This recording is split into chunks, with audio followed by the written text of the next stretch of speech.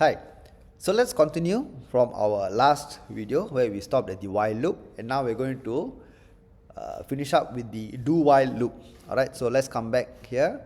So to translate while to do while, okay, it's basically again the same three components. Alright, so what we need to do is we first need to have the initial value of the loop counter, and then we do, alright, with the opening and curly braces, and then the while is after that, and within the while again we put the exit condition, and the increment and decrement of the loop counter is performed before the loop closing curly braces. Alright, so what is the difference between the while and do while?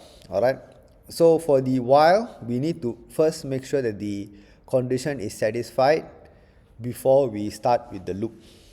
Okay, that means I check whether exit condition is satisfied first before I even execute the loop code. But in the do while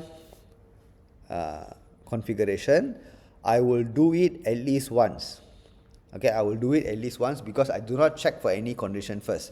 I do the code in the block, okay, first, okay, at least once, and then only I perform the check.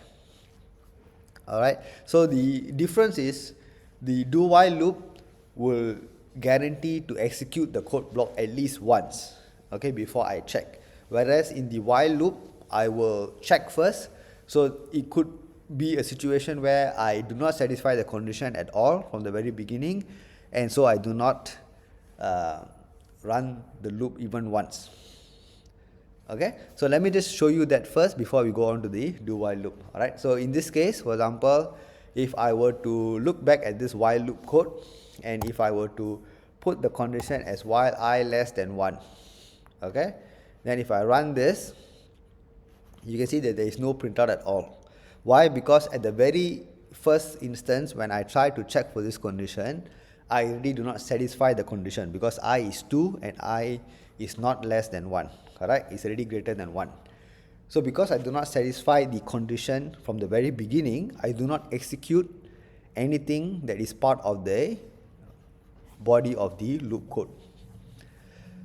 Alright, now let's translate this to a do while. Alright, so what I need to do is, again, the initial value is outside, okay, the loop code. Then I put a do first, and then the increment or decrement is towards the end of the curly braces, and then the while is now shifted here. Okay, so let me do this. So I put back the original value of 7 over here. So with this, I'm supposed to go from 2, okay, 2 to 6. Okay, so as you can see, the value of I is 2, 3, 4, 5, and 6. Okay, so it's the same as before. I can again switch back. Okay, so let's say 1 to 5. Okay, so it will go 1, 2, 3, 4. Okay, so let's assume that right now I put a value of 10 for I. Then what would happen?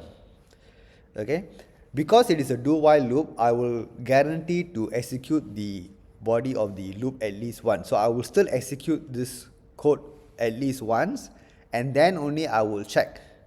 And since I already execute once and then I check, I will not repeat subsequently because I do not satisfy the condition. But because it is a do while loop, I do first and then I will check.